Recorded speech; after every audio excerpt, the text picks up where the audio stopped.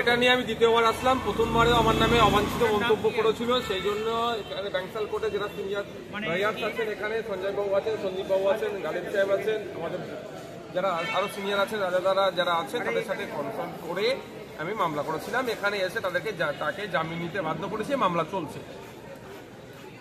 গত কয়েকদিন আগে দেখলাম তিনি একাধিকবার আবার অবাঞ্ছিত ভাষায় আমাকে আক্রমণ করেছে। এখন রাজনৈতিক পরিচয় হোক, আমি বিরোধী রাজনীতি করছি, আদর্শগত লড়াইয়ে আমাকে আমার ভুলটাকে তিনি সংযত ভাষায় ধরিয়ে দিন আমাকে, কিন্তু আমার ভুল খুঁজেই পাচ্ছে না, ধরাবে কি করে?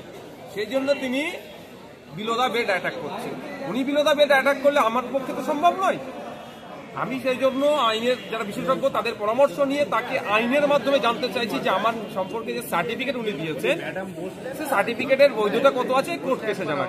যেভাবে উনাকে ন্যাশনাল হিউম্যান রাইটস কমিশন বলেছে নটোরিয়াস ক্রিমিনাল, আমি বারবার বলি সরকার সাহেব হচ্ছে নটোরিয়াস ক্রিমিনাল, ওটা ন্যাশনাল হিউম্যান রাইটস কমিশন তাকে সার্টিফাইড করেছে।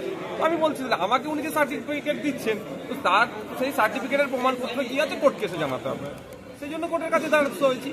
বারবার বলার পরে আমি এটা নয় যে আমি আইন হাতে তুলে নেবো, আমি একজন ল মেকার, আমরা আইন তৈরি করি। আমরা যদি আইন হাতে তুলে নিই তাহলে সমাজ কোথায় যাবে? দেশের আইন ব্যবস্থা তো ভেঙে পড়বে। আমরাও আইনে দ্বারস্থ হয়েছি। আশা করছি মাননীয় যিনি বিচারক মহাশয় আছেন দেখবেন তিনি, এবং শুধু তাই না, তিনি একথাও বলেছেন, আমরা তারপরে প্রডিউস আরও করবো, যে প্রয়োজন হলে কোর্টে দাঁড়িয়ে আমি বলবো, কোর্টে এসে দাঁড়িয়ে বলুক। আজকে নওশাদ সিদ্দিকী শওকত মোল্লার বিরুদ্ধে যে মানহানির মামলা করলেন, সেই বিষয়টা পুরো বিস্তারিত বলতে যে শওকত মোল্লা একটা সভা থেকে বক্তব্য দিয়েছিলেন, বিভিন্ন ডেরিভেটিভ অ্যালিগেশন দিয়েছিলেন যে উনি একজন সন্ত্রাসবাদী আছেন, জঙ্গি আছেন। সেই জন্য ওনার এগেনস্টে আমরা একটা ডিফামেশনের মামলা আজকে ফাইল করা হচ্ছে, এবং নওশাদ সিদ্দিকী ওই ডিফামেশন মামলাটা ফাইল করেছেন আজকে, এবং কোর্ট ওটা হিয়ারিংয়ের জন্য ডেট রেখেছে। কোন বিষয়? যে ওই নওশাদ একটা জঙ্গি সন্ত্রাসবাদী, এই বিষয়ের উপরে উনি বলেছিলেন ওপেন সভায়। এবং ওটা ধারা হচ্ছে 356(1), 356(2), 351(2), 352 ভারতীয় বিএনএসএস।